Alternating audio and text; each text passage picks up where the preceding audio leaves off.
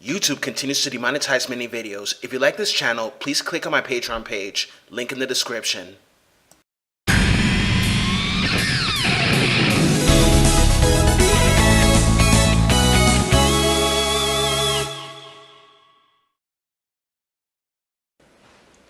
Hey comic fans, this is John, host of Video Games in the World, and welcome once again to Comic Mondays.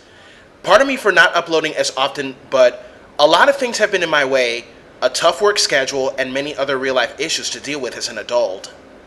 So, today's Comic Monday review is Black Lightning Year 1.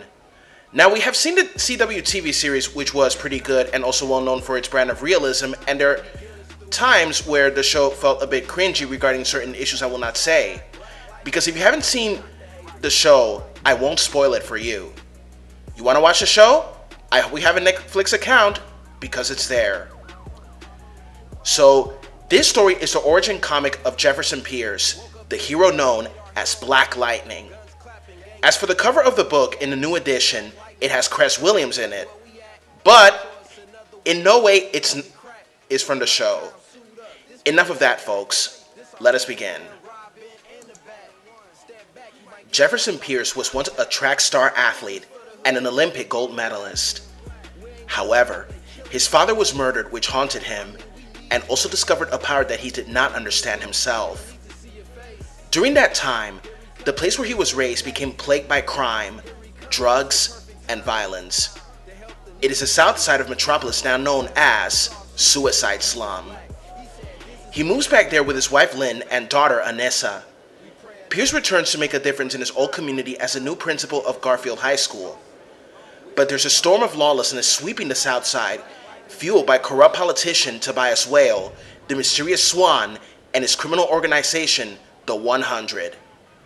Strengthened by his family, old friends, and a Man of Steel support, Jefferson Pierce must now harness the electrical powers he once feared to become a beacon of hope, and strike down crime as Black Lightning.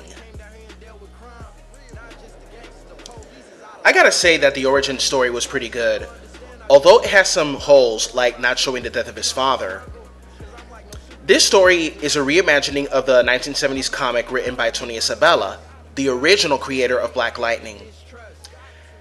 And Jen Van Meter gave it a good modern vibe in 2009. Cully Hamner's artwork was pretty good, as well as Laura Martin with the colors. In this story, Jefferson is in divorce and he's a principal instead of a teacher, looking in the best interest of his students. The story shows a lot of sense of realism in many ways. After his father died, Peter Gamby became a father figure to Jefferson and helped the family with their financial struggles. As a principal, Jefferson fights to ensure that his students stay on the right track and not follow the path of crime such as drugs, violence, and death that can lead to prison or the grave. That sense of realism is really good to see and makes the character development of the story even more interesting. When I think of Jefferson wanting the best for his people, it makes me recall of educators like Joe Louis Clark. Joe Clark is a retired high school principal who struggled to ensure that his students passed the basic skills test at Eastside High in New Jersey during the 1980s. I've not only seen that movie with Morgan Freeman, but also read the real history. Anyways, I also like how he teamed up with Superman and also the appearance of Talia al Ghul. Tobias Whale still makes me think of Wilson Fisk.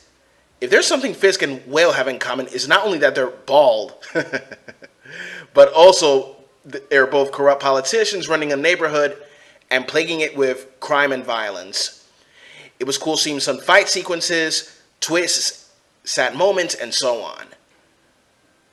To wrap this review up, I gotta say it was a pretty phenomenal story. Action was good, character development was pretty awesome by adding a bit of realism by portraying the struggles of people living in the hood, educators fighting for students to stay on the right path, and so on. It was great reading the story of Black Lightning before the hero's debut on the CW TV series by Greg Berlanti and Salim Akil. My final score for this comic is an A-.